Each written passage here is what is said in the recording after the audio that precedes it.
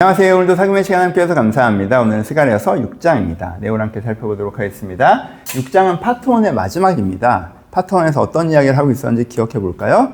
이들 가운데 의구심이 있었죠. 성전을 짓고 있지만 여러 가지 생각이 있었어요. 하나님 없이 우리끼리 노력하는 것 같고, 이 일이 그렇게 대단한 일이 아닌 것 같고, 의미 없는 일인 것 같고, 내가 이걸 할 만한 사람이 아닌 것 같고, 내가 그걸 할 만한 힘이 없는 것 같고, 막 이런 여러 가지 생각이 있었죠. 여기에 대해서 하나님께서 하나하나 얘기해 준 것이 1장부터 4장이죠. 내가 너희와 함께하고 있고, 너희가 하고 있는 일이 너무나 의미 있는 일이고, 그리고 내가 너희를 변화시키고, 이 일을 할 수 있는 사람을 만들 거고, 일을 해나갈 수 있는 힘을 줄 거고, 그리고 5장에서는 너희가 굳이 하나 조심해야 되는 것이 있다면 너희들의 정결함을 지켜가는 걸 조심해야 되고, 그리고 6장에서 무슨 얘기를 하시는 거예요? 너희들이 이것들을 온전히 이뤄내면 이런 대단한 결과가 있을 거야 라고 얘기하신 것이 6장이에요. 이런 대단한 결과가 있을 거야. 너희들이 하는 일이 이런 의미가 있어. 이렇게 될 거야. 이걸 안 할 거야? 라고 하는 것이 6장이에요. 그래서 마지막 절이 중요하죠. 너희가 여호와의 말씀을 들을진데 이같이 되리라. 이렇게 될 거야. 이거 안 할 거야. 라고 하는 게 6장의 내용입니다. 그럼 어떻게 된다고 말씀하시는 거예요? 첫 번째 단락과 두 번째 단락이 나와 있죠. 하나씩 살펴보도록 하겠습니다. 첫 번째 단락, 네 병거에 대해서 말씀하고 계시죠. 구리산에서 출발한 네 병거가 북남서동으로 향합니다. 빨간색, 검은색, 흰색, 그리고 어rum진 말이 이 병거를 끌고 있죠. 병거가 달려간다는 건 뭐예요? 군대가 달려간다는 거예요. 거기서 승리한다는 거예요. 적들을 물리친다는 거예요. 통치가 회복된다는 뜻이에요. 어디에만 회복돼요? 어디에만 회복되면 아니라 동서남북 사방에 다 회복되는 거죠. 하는 나라의 통치가 만방을 회복되어지는 일이 벌어진다고 말씀하세요. 특별히 어디? 북방. 북방으로 간 자들이 여호와의 영을 쉬게 한다고 얘기해요. 지금 북방을 보면 어때요? 바벨론, 페르시아의 권세들이 하나님이 없는 것을 기준으로 삼고 세상이 그렇다고 말하는데 그것이 깨어질 것이라고 얘기하는 거죠. 하나님 영이 복잡했어. 근데 하나님 영이 쉬게 한다. 오, 좋다. 이렇게. 그래서 북방으로 달려간 말이 병거가 그 지역을 평안하게 한다. 하나님의 통치를 회복한다. 그래서 만방이 주님의 뜻 안으로 돌아오고 한 나라가 세상에 회복된 일이 벌어진다 라고 얘기하는 것이 첫 번째 단락입니다. 현재 이 사람들의 상황은 어때요? 사방에서 눌리고 있는 것이 이들의 현재의 상황이죠. 근데 이 다음에 어떻게 된다는 거예요? 우리로부터 세상이 변화되는 것을 보는 것이 우리가 볼 미래라고 얘기하는 거예요. 그러면서 그거 안 할 거야 라고 말씀하시는 거죠. 또 사방에서 눌리면서 사는 거 계속 할 거야? 그걸 왜 해? 지금 네가 이렇게 하나님께 주신 사명의 삶을 살아가고 성전을 세워가고 조금 어렵더라도 이 과정을 조금만 더 네가 감당해 나가면 너희를 통해서 세상이 변화되는 걸 볼 텐데 그걸 왜 안 해? 너무 좋은데 라고 말씀하시는 거죠. 두 번째 단락은 무슨 얘기를 하십니까? 싹이라는 이름의 한 사람에 대해서 얘기하십니다. 우리가 이 일을 완성하면 면류관을 받을 거예요. 근데 대제사장 여호수아는 그 시대의 대제사장이죠. 그러니까 그 대제사장이 대표로 해서 너희 참 잘했다, 착하고 충성된 종아하고 면류관을 줄 거예요. 하나님께 우리를 기뻐하실 것이고 은혜 줄 것이고 우리 공동체 속에 하나 되게 하실 거예요. 우리가 이 일을 한 기쁨도 누릴 거예요. 면류관의 기쁨도. 근데 그게 전부가 아니에요. 우리가 하는 일의 가치는요, 우리 때에는 다 알 수가 없어. 이게 진짜 우리 때는 다 알 수가 없어. 내가 그래도 성전을 지어서 요 정도 좋았구나. 아니야. 그건 네가 하는 일의 가치를 모르는 거야. 그 다음에 어떤 일이 벌어지냐 하면 너희들이 했던 일을 통해서 벌어지는 일이 있는데 그게 누구야? 싹이라는 이름의 한 사람이 나타나. 너희들이 했던 일을 기반으로 해서 그 사람이 등장할 수가 있는 거야. 싹이라는 이름의 한 사람이 나타나. 그 사람이 어떻게 돼? 성전을 세워. 너희 이 성전 초라해 보이지? 근데 이 성전을 초석으로 해서 진짜 성전을 세워가. 그리고 그 왕이 돼. 하나님의 그 은혜의 통치를 이루어내. 그리고 제사장들과 함께 하나님의 구원의 역사를 이루어가. 그래서 만방이 다시 한번 성전을 세우러 나가. 이게 보이세요? 성전의 동심한 확장? 지금 성전을 세웠죠? 근데 이 사람이 성전을 세운다고 해요. 그 다음엔 만방이 성전을 또 세운다고 해요. 이 흐름을 보이세요? 너희가 세운 성전은 이 성전이 현재 완료, 전부인 게 아니야. 성전이라는 것이 세워져 가는데 너희 때에 세워야 되는 중요한 성전을 너희가 세워낸 거고 그로 말미암아 이 성전을 통해서 더 위대한 성전이 세워질 거고 그 성전을 통해서 더 위대한 성전이 세워질 거 이렇게 말씀하시는 거죠. 이 성전을 통해서 세워질 성전은 메시아닉으로 보면 예수 그리스도인 거고 싹이라 하는 이는 그리고 만방이 동참하는 성전은 뭐예요? 지금 우리 열방이 세우는 교회 시대까지도 얘기할 수가 있는 거죠. 예를 들면 그렇죠? 그래서 이제는 너희들이 하고 있는 일의 가치라고 하는 게 지금 너희가 진짜 해서 너희 시대에 열매 맺는 것이 전부가 아니라 더 위대한 일들의 일부를 감당한 거야. 지어질 성전, 또 지어질 성전, 지어질 성전, 그 위대한 흐름에 동참한 거야. 너무 좋겠지? 라고 얘기하시죠. 그러면서 그 얘기를 하나 짚으시죠. 그런 위대한 시대가 올 때 그 성전이 세워지고 싹이란 이루면서 하나의 나라를 완성할 때 어떻게 한다고 얘기해요?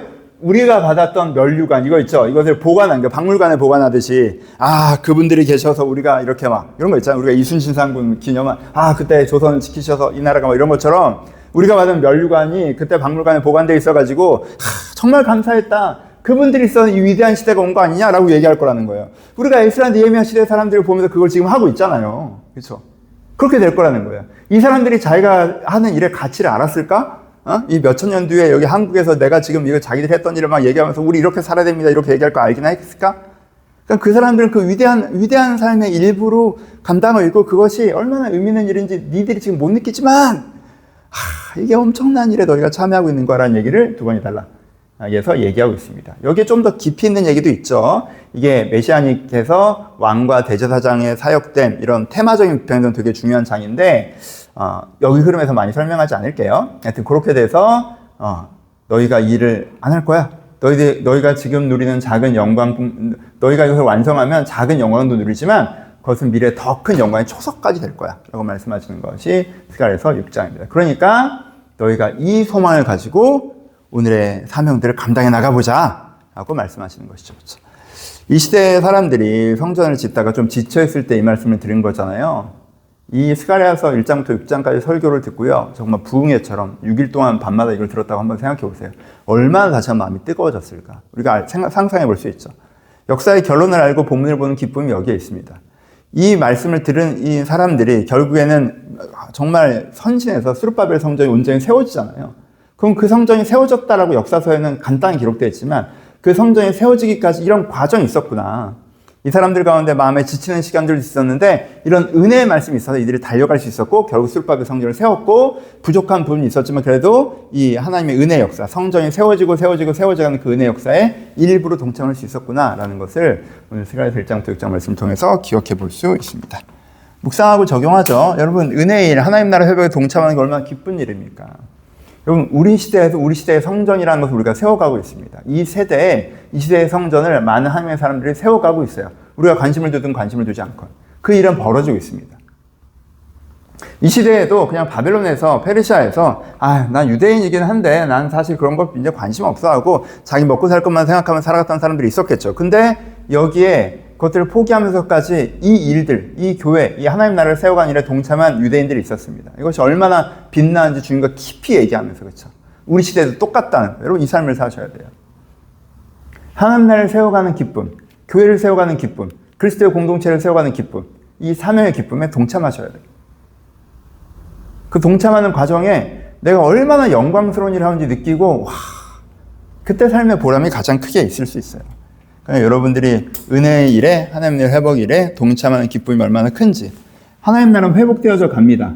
거기에 각 사람 개인의 포션으로 부름받은 지점들이 있어요. 작은 역할들을 해내는 거예요. 근데 거기서 내가 감당하는 건 너무나 기쁜 일이죠. 그렇게 겉보기엔 대단해 보이지 않죠. 이 사람들 그냥 건축 현장에서 일하는 거 핵심이고 자기 정결케 하고 그리고 부르심에 따라 사람들 섬기고 이 세 가지 한 건데 내 삶에 똑같이 있거든요. 이것에 내가 이 사람들처럼 동참하는 사람이 되야겠다라고 한번 묵상해 보셨으면 좋겠습니다. 적용하죠. 적용 문제는 저는 소망의 사고에 대해서 많이 적용해 봤습니다. 소망의 사고는 어떠해요? 내 생각을 어디에 갖다 놓는 거예요? 나는 어떻게 되고자 한다에 갖다 놓는 거죠. 그렇죠? 난 저렇게 되고자 해. 난 저런 사람이 되고 싶어. 나는 신앙적으로 저렇게 성숙하고 싶어. 난 나의 사랑을 저렇게 완성하고 싶어. 나의 선함을 저렇게 완성하고 싶어. 난 나의 사명을 저렇게 완성하고 싶어. 나선 공동체 안에 난 이런 소망이 있어. 내가 바라보는 게 있어요. 그럼 난 어디로 움직여요? 어떻게 하면 저렇게 될 수 있지? 라는 방향으로 움직여야죠. 그렇죠? 이게 이제 소망의 사고. 이게 생명의 사고죠. 지금은 부족하고 연약하죠. 근데 이 씨앗을 내가 잘 갖고가지고 이렇게 자라게 해야지? 그럼 어떻게 하면 이걸 자라게 할 수 있을까? 이게 생명의 사고, 소망의 사고. 이 사고가 더 많이 필요할 때가 있습니다. 이 반대에 있는 건 뭐예요? 당위의 사고, 현재의 사고, 율법의 사고. 여러분 이게 틀린 건 아니에요. 때때로는 이게 작동해야 됩니다. 그렇죠? 근데 이게 과도하면 안 되죠. 현재만 보는 거. 그리고 뭐가 맞네, 뭐가 틀리네 계속 그 말만 하는 거.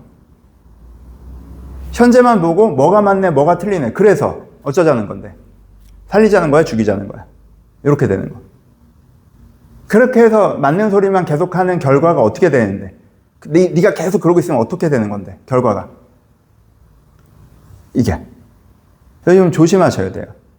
여러분 당위의 사고, 현재의 사고가 필요할 때가 있죠. 율법의 사고가. 근데 이게 필요할 때만 쓰시고 이게 필요할 땐 이걸 쓸 수 있어야 돼요. 그렇죠? 소망의 사고를. 요즘에는 소망의 사고가 저에게 많이 필요한 시기입니다. 이 사고를 되게 많이 쓰려고 하고 집중하려고 해요. 때로는 당위의 사고가 들어올 때 미쳤나 봐. 내가 왜 그 생각을 왜? 라고 던져버립니다. 중요한 게 아니에요. 중요한 게 아니에요. 지나보면 또 내가 맞지도 않고 심지어 당위의 사고를 쓰는 사람 치고 맞는 소리 하는 사람들 맞지 않아. 그러니까 딱 버리고 이렇게 소망을 바라보며 달려가는 거 되게 좋다. 당위적으로 생각하면 이 사람들 얼마나 하나님이 안 계신 것 같고 우리가 못하는 것 같고 그러지 않겠어요. 현재적인 사고를 하면. 그래서 스가랴서를 보면서 이 사람들이 현재를 갖고 막 맞는 말인 것처럼 했지만 그 현재를 갖고 했었던 생각들은 다 쓰레기통에 던져버리고 환상을 통해서 가진 생각을 했었어야 되는구나. 그게 맞는 생각이었고 그게 진짜 당위구나. 정말 그렇잖아요. 그 은혜를 되게 많이 받았는데 그래서 스가랴서를 제 마음에 정리하면서는 진짜 이제 소망의 사고가 맞는 것이라는 것까지 이렇게 좀 깊이 묵상해 봤습니다. 1장부터 6장까지가 좀 좋아요. 제가 스가랴서에서 애정하는 부분인데 뒷부분도 되게 은혜롭지만 이 부분을 여러분들이 꼭 기억하셔서 여러분 인생에 뭔가 하나님과 함께 해나가야 되는 중요한 걸 해나갈 때는 요 1장 하나하나가 설교니까 마음에 꼭 새기셔서 인생의 그런 시기에 꼭 다시 펼쳐볼 수 있는 책으로 기억해 주시면 좋겠습니다. 좋은 아침입니다. 오늘은 어떻게 하루를 보내실 생각이십니까? 뭔가 여러분들이 생각하는 일상에 여러 가지가 있을 수 있겠죠. 오늘이 주는 감정과 생각들이 있을 수 있는데 그것도 잘 생각하시되 생각을 멀리 한번 두시면서 소망의 사고. 하나님께서 나에게 저렇게 하시려고 하시는구나. 내가 그걸 왜 안 해? 내가 정말 잘해야겠다. 오늘 좀 힘들더라도 너무 감사하다 하고 그걸 바라보면서 소중히 갖고 가는, 지켜가는 이런 마음으로 있을 때 오늘로 인해서 좀 복잡거릴 수 있는 마음들이 툭 털려지고 내일을 바라보며 느끼는 기쁨이 우리 안에 있을 수 있다고 생각합니다. 오늘도 이렇게 하나님께서 소망으로 말미암아 기뻐하신 여러분들 되셨으면 좋겠습니다. 이번 한 주도 수고하셨어요. 하나님 사랑합니다.